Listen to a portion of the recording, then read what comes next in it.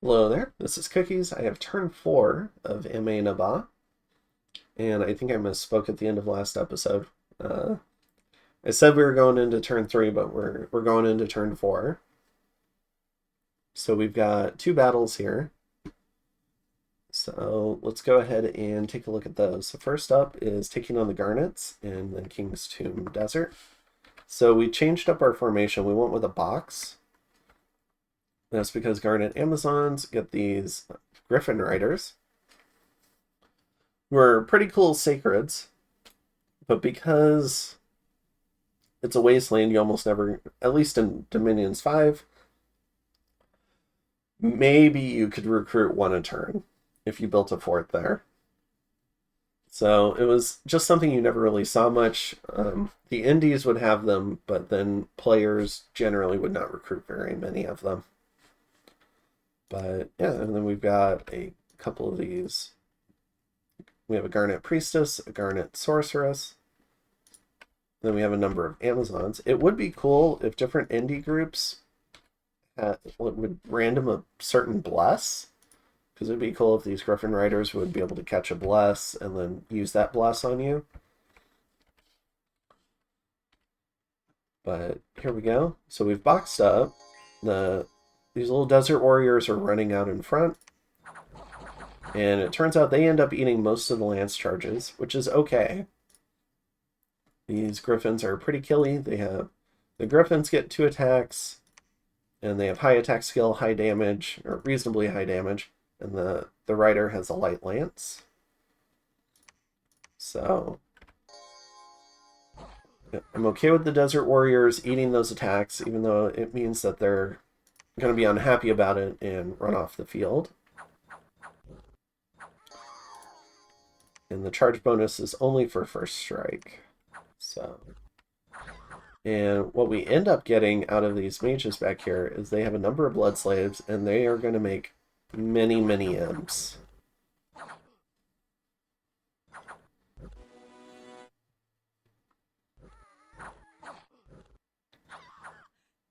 So we've got our prophet back here. We're trying to kill off these imps. The spear Amazons are just now arriving. And as a troop, these are pretty decent. They have a decent shield. They have a spear with decent attack skill. The downside for them is their 9 strength, which can definitely hold them back, but otherwise they have like not very good protection. They're definitely a little bit better in EA. But I mean, if you need it, if your national lineup was not very effective, sometimes these Amazons can fill in the gap for you a little bit if you can somehow get some okay production scales in it. So let's see, we're fighting many imps. The imps are annoying because they've got okay defense skill, and they've got a 2 attack claw. So they can definitely harass down kind of like my elves here. My Jinn. So you can see this guy's fairly well harassed down. Harass penalty 4. We get more imps.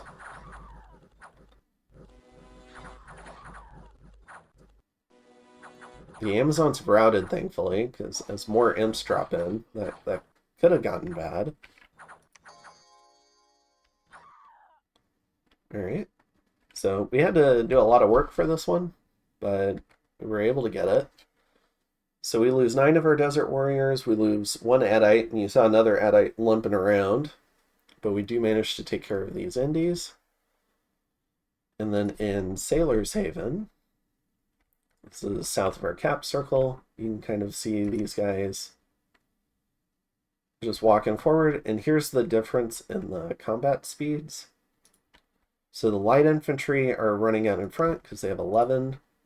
The militia are behind them with 10, and the heavy infantry have 9. So they're kind of stringing out rather than hitting all at once.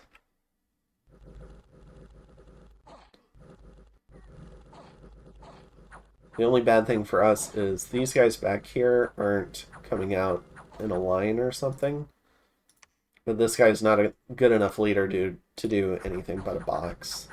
So we're going to take a lot of casualties up on this end of the line against the heavy infantry. But they do end up retreating. All right. So what are we doing this turn? I think this turn... oh, okay. So last turn, I missed another merc bid. We did bid some money for Bendar's Mercadas. I think we tried spending 200 gold for them and still lost. But we did try to get the Mercada. I thought they might be useful against these undead. And here in Sailor's Haven, we found a slave market. So we're going to get 3 blood slaves a turn and a little bit of unrest. And combined with these garnets here, so we did end up getting the garnet indies, we'll be able to blood hunt. We'll have a certain number of blood slaves to make dowsing rods when we're ready. And maybe we can like really turn up the heat in terms of becoming a blood power. So 2 very good provinces. If we get rushed down, my punishment for my invader is going to be me announcing that kind of stuff to the lobby. Now, if we get rushed down by Pyrene, it's not going to make a big difference. But if we get rushed down by someone else, like Abyssia, with this extra blood income and another source of blood hunters, would be a way scarier nation in the late game. So if Balin ends up invading us, we can probably engineer his destruction for invading us, potentially, by letting the lobby know about these sites and the site and these indies. In terms of expansion this turn, we're aiming to take the Lion Tribe here in Imnace.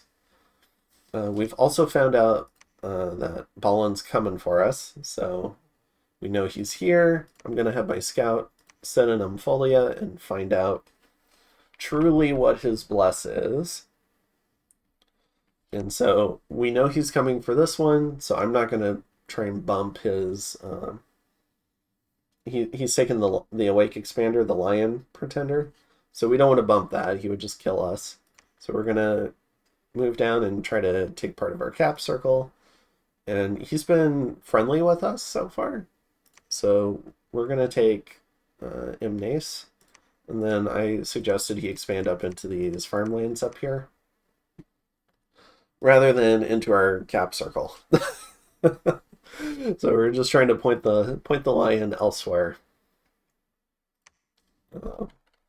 In terms of what we're doing here, I end up forgetting to update my script for the mercs. What they need for Lion Tribe is they need to be forward deployed on attack closest, not on hold and attack where they eat a bunch of arrows trying to run up.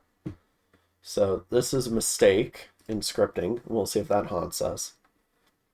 For here, against all of this stuff, so these indies, there's Long Dead Horsemen and Solus. Solus are very slow. Long Dead Horsemen are very fast.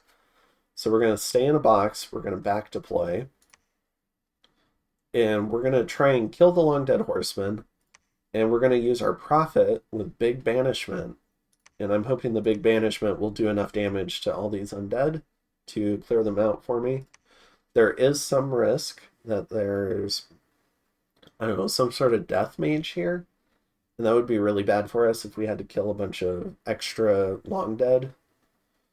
But we're gonna take our risk. We need to at least clear out our cap circle in front of Balin so we don't look too weak, too much like cat food. And we're gonna get a scout here for foreign recruitment, a scout and a camel rider here. I've decided to give up on the mercs.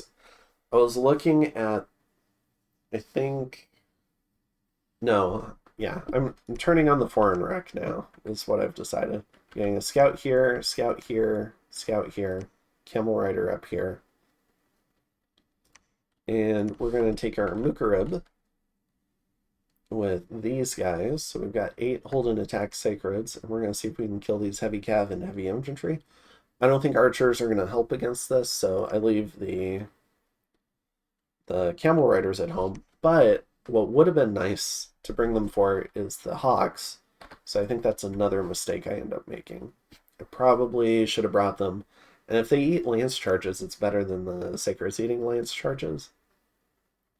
But with 19 defense, I may be able to kill the heavy cav before they can lance charge my Sacreds. We'll have to see. It'll be a good test because it should be just a small number of NDs. In terms of scouting, we're waiting for Ballin to come up here. We're going to move into Dragon Ridge. I've been told by Pyrene, who's being played by the False God, that he's, I think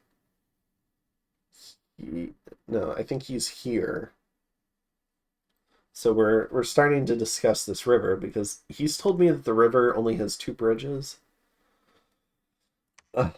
Well, we've got the bridges down here by Dragon Ridge, and then we've got a big old throne up here, and otherwise the river has no bridges. So he feels like so my existence here is kind of cutting him off. So it's been somewhat tense negotiations, but we're trying to figure it out. Because I'm not sure if I really want to let someone be 2 away from my cap when they have big, when they also have elfing potential, stuff like that. Or to build a fort right next to my cap. I don't know about that. So we'll see. I do think we have some interest in being friendly because I think we both want to be able to scale. And so maybe we could fight each other in a second war, but I think ideally we don't fight each other in a first war. It'd probably be mutually destructive, but I don't know. Maybe Pyrene would have the advantage with their knights. In terms of research, we did end up swapping that out. So I noticed a lot of the level 1 paths were just 7 off. And I'm not getting a lot of research, so I just plugged in a lot of these level 1s, and then we'll go get Lightning Bolt.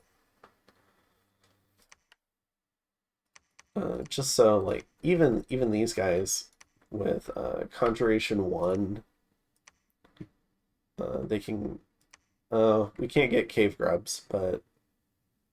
Yeah, I don't know what Conjuration 1 gets us. That's probably a mistake, too. But Alteration 1... It just seems so easy, so I might as well get it. Alteration 1, we get Fist of Iron, Earth Grip, which can be useful. Construction 1, we get Trinkets. Enchantment 1, we get a bunch of Air and Fire and Glamour buffs. With Thumb 1, we get the Communion stuff that we talked about. And along with some additional buffs, like Personal Luck. And with Blood 1, if we do, if somebody did end up declaring war on us, we can maybe sneak out a Garnet and do some imp spam or summon some fiery imps, different stuff like that. So a lot of this stuff is useful, except Conjuration 1, I think. But that's not going to be the one I end up canceling, so I'll have to take a look at that in my current turn. And yeah, so we're going to try and set the border with Abyssia. Abyssia is going to take this one. We're going to confirm what his bless is. And then we're going to try and finish out the cap circle as well with Bulfagon. Then we're going to scout out Dragon Ridge. So that's kind of the idea there. In terms of recruitment, we're getting a Carib, getting 5 Sacreds, a couple of the Camel guys. And I think that's it for this turn. So I'll go ahead and see you in turn 5. Have a good one.